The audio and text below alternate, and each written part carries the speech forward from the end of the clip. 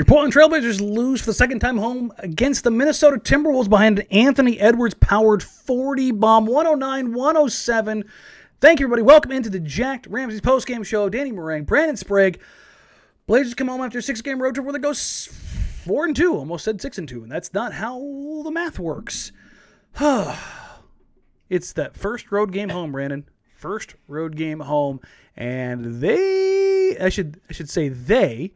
In the sense of everybody not named Nassir Little look like they didn't have the legs tonight. Yeah, I mean, they look like a team that was exhausted. CJ couldn't get it going. I know he hit the big three at the end. He really struggled tonight. Like really, really struggled. Ant just could not find the shot. I thought he made some really good plays. He had a couple layups that, Cov smoked. But here's the most important part. They lost, but they covered. The line was 3. They lost by 2. And look, they had a hell of a comeback. They were up big. They blew that lead. And then the Timberwolves looked like they buried them. And before you knew it, the T-Wolves got 1 bucket in 4 minutes. It was a good collective effort despite kind of everybody really struggling. And it sucks that Nas ended up getting hurt because I think that kind of took him out of his rhythm. He had to go to the locker room. He came back. He was on the sidelines for a minute. Yep. Outside of him, this is a collective couldn't buy a bucket. And sometimes that happens to you. We talked about this in the live show that you go on these extended road trips and you can tend to get cold in that first game back. So you're going to have to get some sleep as quick as you can because Dallas is also coming in off a back-to-back and both of you we'll see who's more tired by tomorrow. Yeah, it's going to be fun to kind of watch these next couple of games because you do have some better opponents and some different things I think that road trip didn't really present. While they were playing well, they're now trying to integrate Norman Powell back into things. There's going to be some instability within the lineup as I would imagine some trade discussions are happening and guys are aware of that at any given day they may have to pack their stuff and head a different direction. That does cause some frustrations within a team. Not like it's a uniquely Portland thing, but it's something they have to worry about. But let's start from the back end of the game, then work our way back into this. The Portland Trailblazers got torched by Anthony Edwards in the fourth quarter. He was an absolute monster. He was a man possessed. But there were a couple different things that I wanted to kind of touch on. I already saw somebody asked about Andy Morrison says Ant got absolutely torched on that Russell drive. Why didn't we have more of a defensive lineup out there after the timeout? They wanted to be more switchable. They wanted to be able to do some things, so that's why you saw Nassir Little come in. And they wanted Jusuf Nurkic for the other end because he had 5 fouls. For everybody saying, why did Ant let him go that way? Ant funneled him down the outside, played his outside shoulder. Without being in the huddle, I don't know what the call is, but even if he did let him get a step on him, they cleared the whole side, and that was where they were looking to attack. And I was watching it back real quick. I think that they were looking for a little bit more help from Cov, but I think he stayed tighter to Edwards. It happens. Stuff happens, and that's the kind of mistakes and that kind of play through things, and that leads to the last shot of the game where Ant got an okay look. I saw some people say that I wish somebody else got a look there. Nassir Little was the only one hitting shots tonight, and you're not. To be fair to Nassir, I love him. You're not putting the ball in Nassir Little's hands with 2.9 seconds to go. That's not what he does. Anthony Simons, he does that. C.J. McCollum, he does that. Norman Powell, he does that. But I'm not wildly frustrated as far as like what happened in that game. There were mistakes that were made, but I think there's everything that they did, with the exception of Covington smoking layups in a spectacular fashion. God, what was with that today? He had 3 or 4 of them tonight that were just wild. But we'll talk about that a little bit further in. But for me, Brandon, looking at the final 2-3 minutes of the game, were mistakes made? Yes. When they go back and look at the tape, are they going to be able to identify them and rectify them? Yes. And this is the thing you and I have talked about basically since mid-December. Go out there, find yourself in pressure situations, see what happens, learn from it, or celebrate the wins. I think that the players aren't going to be happy with the loss, but I think from the outside looking in, we're looking at that going, that's a successful night, right? I mean, I think we were worried about overtime and a comeback victory a little bit. To be honest with you, I was. It's not everybody's favorite thing. I get it, but it's exactly what we got, and it's exactly what I've wanted. The Ant drive is interesting. Not the Ant drive, the Russell drive at the end there with Ant on him. either two things happened. There was a miscommunication on the defensive breakdown there. And we'll see if there's a quote from Chauncey asked about that, because he really did funnel him that way. It wasn't just like squared up. Russell had this incredible jolt of lightning and got past him. It felt like he was leading him towards something or someone. So maybe that was just a bad read by Ant. Maybe he misremembered what the defensive situation was. But here's the other part of this. It's not an excuse. It's sometimes just a fact in that league.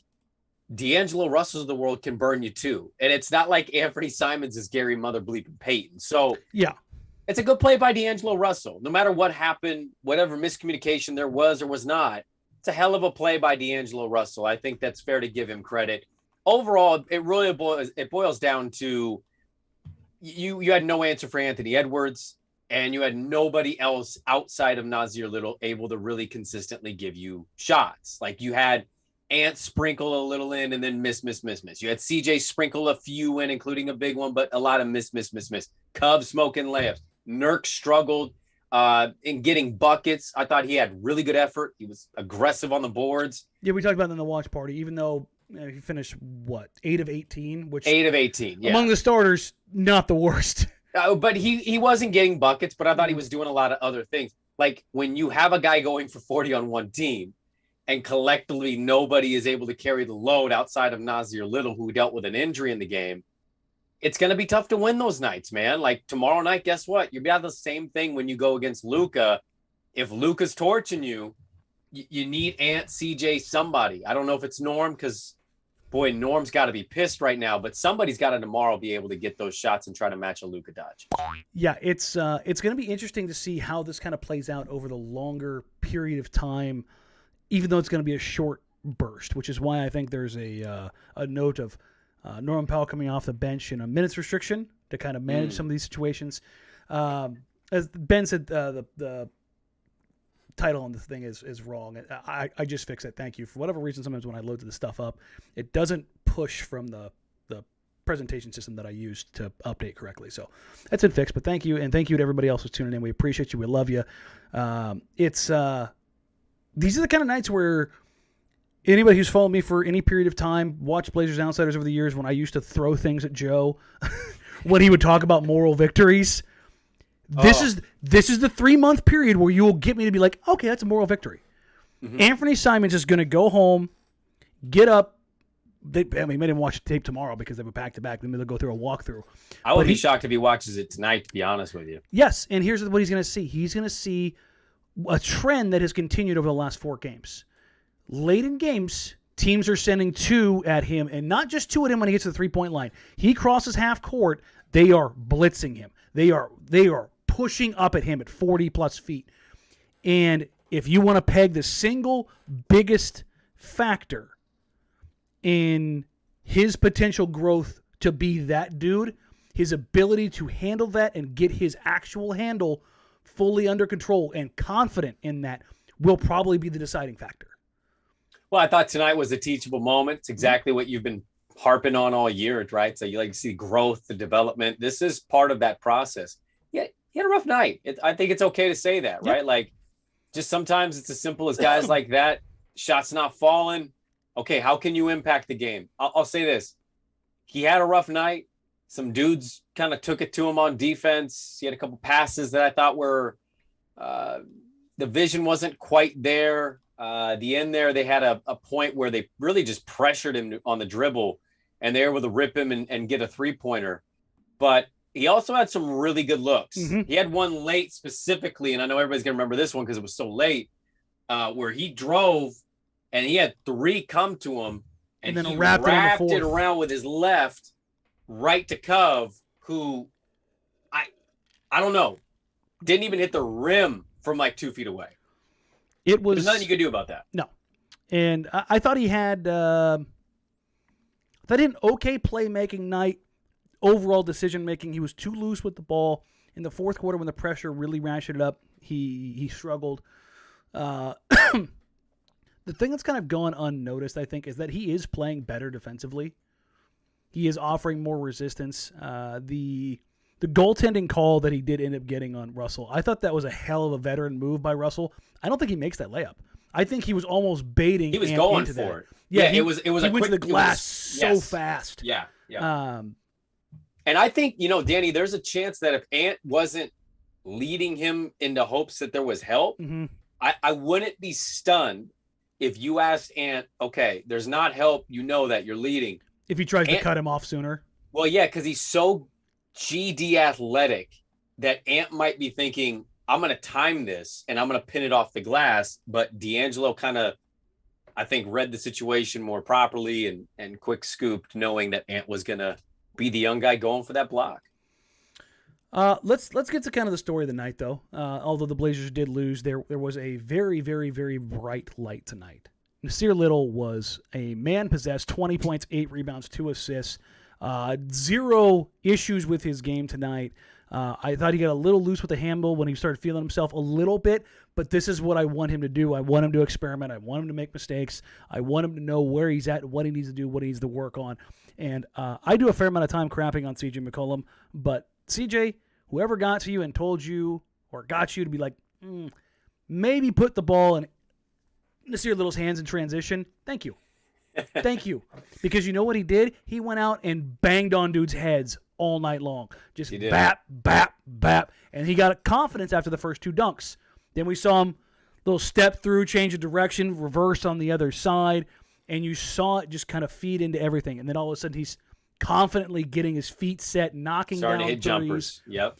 And then you see him defensively, deflection here, body up here, cut off here. Scary moment getting tied up with Cat. Yeah. Reach for his shoulder in a way you never want to see a guy reach for his shoulder. But when you watch Nassir Little in a game like this tonight, what's your first takeaway and what do you think about going forward, Brennan? We've wanted a 6'5", 6'6" wing for I don't even know how many years, and we've got a 21, 22-year-old guy with still untapped potential that's getting real quality minutes and allowing him to make mistakes while also allowing him to build confidence. And I think that's kind of what you've seen largely from him, because this season's been mostly about Ant, right? The Dame injury has been one. The team needing to be broken up is 2. And then when you get 20-plus points a night, you're going to get the highlights. That's how this you're going to goes. garner the highlights. Yeah, 25-7 your last 11 going into tonight's game. That's going to change a little bit, but whatever. Nas has flown under the radar a few times. Like, he's had some good games and not quite getting the attention. Tonight was kind of Nas's night. And I thought the injury with the shoulder that ended up being okay, it was just like a slight strain. Really unfortunate timing, because he might have had an even better night given how he was playing in that moment. I think, if anything, Danny, shooting shots and with certain body, where his body's aligned and fadeaways, like, he's going to learn what he can and cannot do, or what kind of player he is in that moment. I think the most important thing I take away from tonight's game, it's nice to see him play well. He is continuing to give people, and I think a lot of Blazer fans out there, optimism that they have solved a very big hole in roster construction.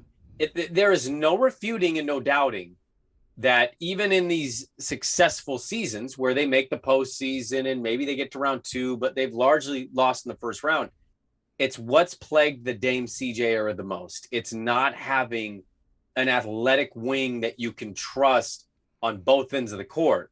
And tonight didn't solve that 100% for Nas. On the horizon, like, valuable asset that the Blazers have not had for some time. Somebody asked me if I'm drinking Kool-Aid. It's not Kool-Aid, it's a sports drink. So, but if we're talking about Anthony Simons, then yes, I would be. Oh, yeah. Oh, yeah. I would be drinking the Kool-Aid. I want to roll back on something you said there and talking about Nassir Little's injury scare there. And you called it unfortunate. I would call most of Nassir Little's NBA career unfortunate in the sense of he has had really shitty luck with nicks and nags and COVID and blacking out in the bubble. Like, every time he seems to be getting, like, something rears up and, like, just nips him. That happens a lot more often than people are willing to think, and it keeps people from getting to this level. Like, something happens here, something happens there.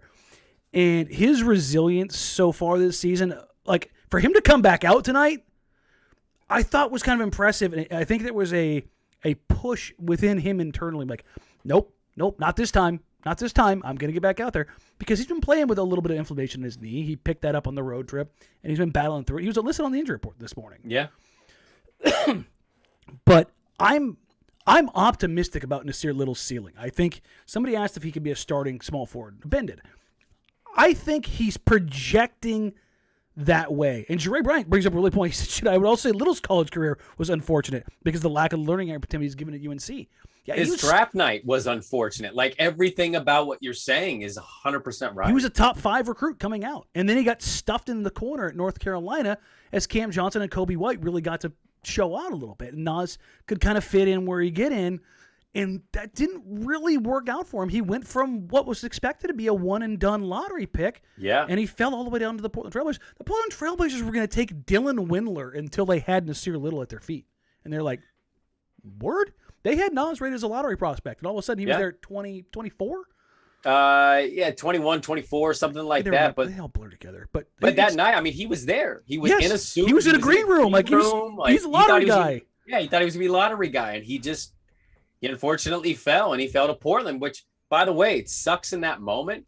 But sometimes players like that realize, like, it actually ended up benefiting him because you fall to the right team, right? You don't go to the Kings. Well, if you don't go to Kuminga's probably going to be a good player, but is Kuminga what Kuminga could be if he's a King versus landing with Golden State, who happened to make some really good moves and be bad at the right time for a young player like that? Yeah, and Ben West says Lamar said he is 6'7 plus. Is that true? Yes, I've been trying to tell people Nas is not 6'5. Like, there's. This is a shameless plug. Go to my IG and scroll back. There's a picture of Nas and I in the studio at NBC. I'm 5'11", and tell me Nassir Little is 6'5". Is he listed at 6'5"? I think he's listed at 6'5" still. Okay, but he has a 7'1" or 7'2" wingspan, and he is big. He is like. Actually, it was Lamar and Richmond when they were on the podcast talking about, like, when you get next to guys you don't realize that are that big, but then all of a sudden you get, like, you're talking about Luka. Like, you look at Luka and you're like, he's not that big. And then you see Luka and you're like, he's thick, Jesus Christ, he's 6'8", 260. Like, yeah. He's huge. Yep. And then you get up next to Nas. Nas is a big dude, and you don't realize it. But I love it when he gets out in transition because he just kind of flares out, and you can kind of see just how dynamic he is.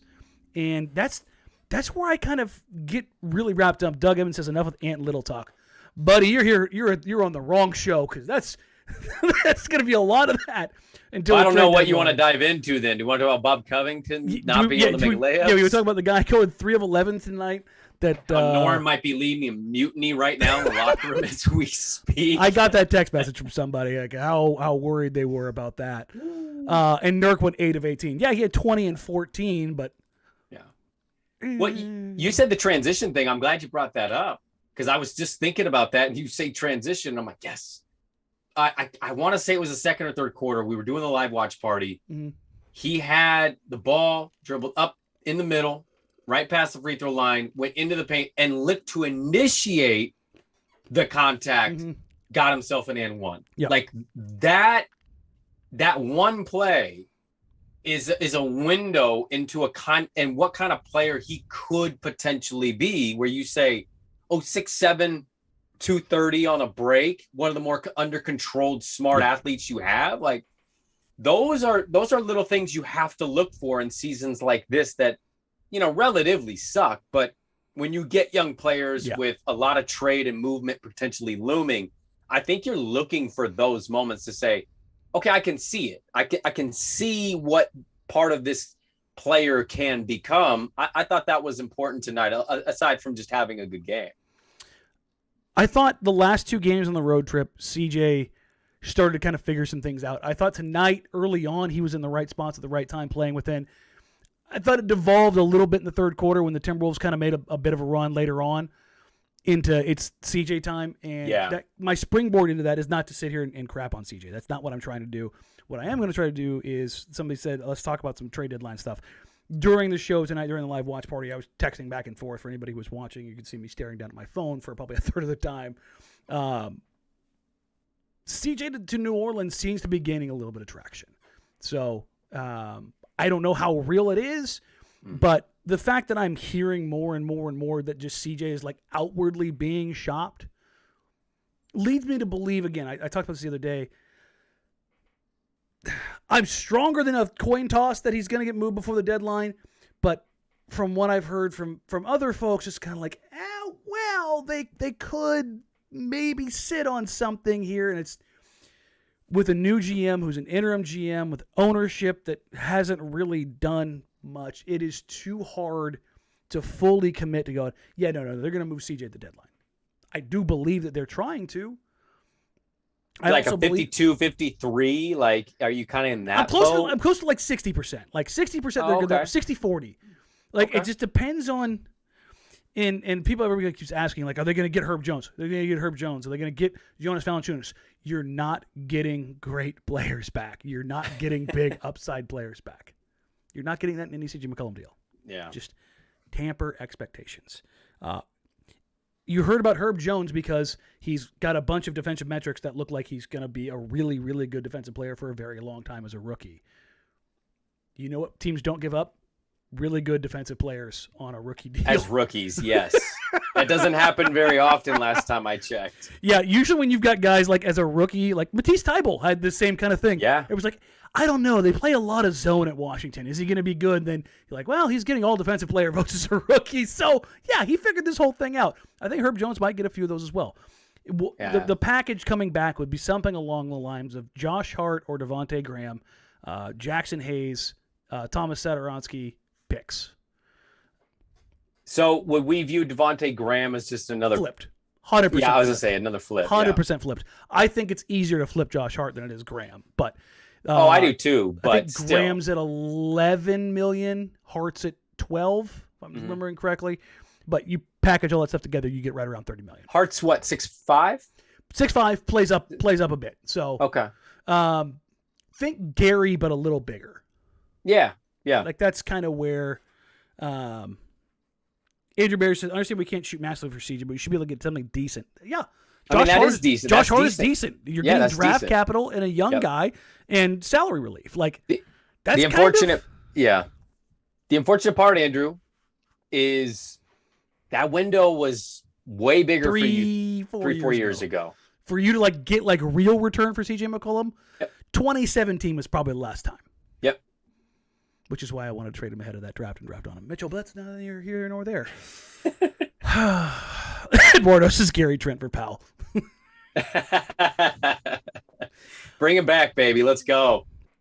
And then Eric Findle says, flip those picks into Miles Turner. You guys are picking up what I'm putting down. Good. Brandon, let's shift grand scheme. We talked about this a little bit during the watch party. Yeah. How do I phrase this appropriately? Messaging matters. Okay. As it has been explained to me, the Blazers are actively tanking or stripping things down, nor are they actively pursuing the playoff or play-in, which just feels very much like no one wants to really commit either way, because then that, in doing so, requires results. If you commit to the playoff, though, then you better commit to the playoff. If you commit to tanking, well, you better commit to tanking. And if you don't commit to anything, then nobody can be held liable for anything. And I think about this from a couple different perspectives. You have an interim GM who, while he's been hiring and firing people, still has what, Brandon? An interim tag. You have an owner who has been absentee for the majority of 3 years. We've never heard her talk. I mean, she's on the team. Literally, the only thing I think she's ever said was to Jason Quick walking away the night before they fired Neil O'Shea, where I think she said no comment. I don't know what her voice sounds like. Never heard her myself. Yeah. I don't like this. Obviously, I don't run the organization. I don't have input onto those things. Yeah. As a fan base, we don't. I I look at this whole situation and I just want resolution. And I think failure to commit one way or the other is, I don't want to say cowardly, but I lean that direction. Well, I still think we're at a juncture where it's not fair to say they're cowards, right? Like, I think if you're to allow the last 7 wins, whatever it was, and that road trip ended up being a little better than we thought it would be, if you're allowing that to maybe sway you into to dictate one way or another. Yeah, I don't think that's fair yet. Now, I totally get it. I said this on the live watch party. We talked about this off the air. I have I had long COVID there for a while. Mm-hmm. I think I have long Olshay. Like I cannot get rid of the instincts that, hey, this seems like the obvious move. No, we're going to stay with this. In fact, we're going to actually make it worse and add a shorter player to the short player situation. I can't get that out of my brain. I'm going to hope that Joe Cronin is actually given leeway here, that there's not a pressure or a mandate of, hey, if you're really close in that playing thing, I want you to really go there. $1 million, you know? I want him to say, you know what? We thought we'd lose a little more games than we have, but our young players are getting valuable minutes and experience. We'll take these wins, but once we make these trades, we're going to potentially bring in players who are injured and not going to play, and we will watch this thing crater into the side of the mountain where you could still save a very good draft pick. I'm not ready to go with the cowardly thing yet, because I think we need to wait to see what the first trade actually ends up being. And that's exactly where I am right now. It's like, Chukwudi says, I'm all for Miles, but really concerned about this foot issue and our terrible luck with lower extremities of large players. You can take out terrible luck with our terrible luck with lower extremities of large players. You can just say lower extremities of large players. Yeah. You cross that 6'5" threshold. The second you get over that, your likelihood of injury to your lower extremities skyrockets. Mm-hmm. Humans aren't supposed to be that big. That's just legitimately. Like I've talked to surgeons about this stuff, and like, hey, how does a guy like Yusuf Nurkic, like how much does alleviating 50 pounds really matter for him? Like it does, but it also completely changes like the dynamics of their body and how they can use it, and it's just. You nailed the pronunciation. I actually had a buddy named Chukwudi, so that actually is easy for me. But I'm sure people probably butcher your name pretty regularly. I would imagine as Americans. Welcome to the party. We're not great with that. That's and it's actually kind of irritating. But overall, like looking at where the direction of the franchise is, before I've got the tinfoil hat. I need to get the pitchfork. I got one out in the garage. I'll get. You actually have a pitchfork? You don't? Wait. It's with my keys. I forgot it. Damn it. I got a pitchfork and torches. You kidding me? Who doesn't? I live out in the country now. You're such a redneck. Yeah, I mean, You're such a redneck. Like, if people only like, I'm the LA redneck. Like I live in a little bit of both worlds. That's okay. Dabble. You're Bubba Sparks. It's all right. Pretty much, yeah. That's a good way to put it. When you live in Afghanistan for a couple years and Iraq for a couple years, you tend to pick up a few survival skills. Like just kind of how it goes. But this is, I think, going to be the most frustrating period. God, I hope it's the most frustrating period of this season. Buckle the next two-ish weeks. Right. Like, what happens? Which way do they go? That's the like. I want to believe. Please don't fuck this up. I want to believe you. Please don't fuck this up. Like that's that's where I keep getting to. Is like, you're getting me to buy in, Joe. Don't do this to me. And part of, like, it's an angst, and I think that is prevalent in the Blazers fan base right now. I don't want to say that because it sounds like kind of a cop-out, but until that clock strikes on February 10th at the end of the trade deadline, we can't judge what they're doing. If they win games, they win games. If they lose games, they lose games. But it needs to be said though, like there's only one decision you make. The other decision could be made. It's the wrong decision. Like, I don't give a shit how much smarter a basketball Joe Cronin is. Like, you have to sell off these pieces. Yeah. It's not even a debate. And if you don't, you know what? Fine. You choose your own path there. But like, how many other assistant GMs or current general managers could Portland hire for that role? They take Joe and they say, Joe, we'll keep you or thank you or whatever, but your interim tag's done. We're going to hire this person as our GM. How many assistant and or active general managers come into Portland and say, oh, the best solution is to hold firm and build with this?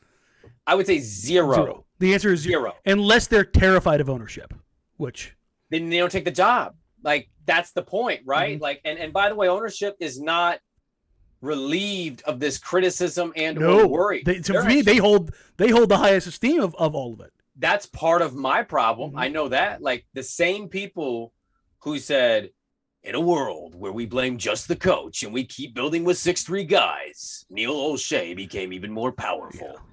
They were in charge of that, right? They were the narrators of that story, and it took an investigation to get that dude out. Well, okay, now you got this guy. It's been in the league for a long time, been seeing a long time, and I hear good things, but if there's no move made, I'm looking straight to the top. I'm not even looking. I'm looking at Cronin saying, bro, really? And then I'm like looking past Cronin saying, sell the team. You are killing our city, man. We love this basketball team. We thrive on this basketball team. There's only one move to make, but we'll see if they do it come trade deadline. I know reading the Jake Fisher piece today, he highlighted, and I don't know what the percentage would be, but, Ben Simmons is the linchpin for some general managers. Like, if Ben Simmons moves, it could create just a wave and avalanche. If Simmons moves, you will see an ungodly amount of moves follow it. If Jeremy Grant is moved, you will see a fairly significant amount of moves follow it immediately. I think those are kind of the pushback. Some fun stuff here. Ben asked, Danny, do you own a farm animal? I currently do not. My sister owns chickens, and I have harvested farm animals before. Oh, well, yeah. I mean, I have a buddy with a farm around the corner. I get a half a cow and usually a half a pig every year. So there you go. I can help with that. Yeah. Dunking on my shoes says it's better than the crap we saw in December. They are playing better, more enjoyable basketball. Mm-hmm. Like, there's viable reasons for that. Right. People who were very unhappy are happier now because they're getting a lot more touches. Because the roster construction, when Dame and CJ were out, kind of made more sense. And it's not a knock on either of those guys, but when you take out the guys who take up the most touches, and the other 5 guys remaining are the ones that you promised more touches to. I mean, you have 45 to 60 possessions on any given night that are like, who's taking those? Who is it? Because CJ was out for so long. Everybody is getting more shots, except Norman Powell. I was say, and let's pivot to Norman Powell. What was your takeaway from Norm tonight? I won't fault Norman Powell for any reaction he has in the postgame. If that's not speaking to anybody and just going straight out of the arena, won't be surprised, not shocked. If we hear that there's a lot of frustration and maybe some shouting, I won't be shocked. I mean, the dude just signed here for $90 million. He gets COVID. He goes to the sidelines. He deals with some personal shit behind the scenes. And he comes back to minutes restrictions. You're on the bench. On the bench. And then, by the way, when he played, saw a lot of this, but also this. Because other players were taking those looks. So what did he shoot? 8 times? What did he finish with? 2 for 6. 6. He shot 6 shots tonight, man. Norm Powell didn't come here for 5 years, $90 million to shoot. Ben McLemore got 8. Right. So, I don't know. I don't think he will become like this huge distraction. I think he's a pretty professional dude. He seems pretty smart, but I bet you he's super pissed, and I wouldn't be shocked if he's on the phone with his agent right as we're speaking saying, hey. Oh, I would imagine the discussions have already been had. I know, but I The think second, tonight he's like, the second "Yo, it was when we official get out of here." within the team that he was coming off the bench, those discussions were had. Sure. So, And I will wish him well. He wasn't a Blazer very long, but I'll wish him well because I can't blame him listen, for the frustration. I love Norm. James says seemed like pouty Norm tonight. I don't think Norm was pouty, and I don't think you will ever see pouty Norm. I think you will see pissed off, irritated Norm because he wants to make the right plays and he wants to make an impact, and he's being paid $90 million. And $90 million guys who are good at basketball don't come off the bench. So everybody who's sitting there saying, oh, they're not tanking, they're not pursuing it. They're sitting a very good player and restricting his minutes right now. Mm-hmm. And now they're under the guise of a minutes restriction. That could be totally legit. I don't believe that. Not for one bleeping second. Not at all. But I understand Norm's frustration. And he's a good soldier. He is not going to rock the boat. And I think part of the reason why he was the one that was chosen in this fashion is that they're clearly looking at developing Anthony Simons because he matters more long term. And if you sat CJ and made him come off the bench, that would rock a boat. Yeah, I feel like we would get a national story, the disrespect of a 10-year vet. Like, and you don't want that written because then that's going to reflect poorly on your team for a while there. Overall, there's just a real feel that they're all in on the Ant thing. And I don't know if he starts, if he's a six man. Like, I can't tell you what the future holds. But it feels like Norm, CJ are out because they know they can't run it with four, nor do they want to run it with three. So you keep one, you trade two, you fill in some of the gaps that you need in some of those trades, and you come back next year and you see what you got. But it feels like those two dudes are for sure. It's just a matter of days. We'll see. Maybe CJ will be able to survive this season, and they'll let him go into the summertime when it's easiest to move around and there's not as much pressure, and his kid's a little older, so it's a little more manageable than when it's a newborn. But overall, I think it's pretty clear that the flares have been sent up. These two guards are tradable. Yep, and I think that's kind of where we're at now. And we'll end this on this. Ben West asks, is Ant untouchable? He's as close to untouchable you get without being untouchable. There's certain levels of players that he's not untouchable for, but most like if Jaylen Brown becomes available for Anthony Simons, the Blazers start to listen. Like that's Brad Beal. Yeah. Like that's just kind of how it goes. And I love Ant, and I want him to stay here selfishly, but I know as an organization, the Blazers would absolutely entertain those offers. Absolutely. That's just kind of how it goes. That's the nature of the beast. That's the business side of this. Speaking of the business side of this, thank you all for being here. Thank you all for subscribing, being a part of this. I saw Chuck Woody subscribed. Appreciate you. Love you. Please like, rate, review, subscribe. Help us grow the show. We are almost at 2,500, and thank you all. That has been absolutely awesome for us. We'll be back tomorrow for a pregame show against Dallas Mavericks. I may or may not have a postgame show. Depends on whether or not I go to the game.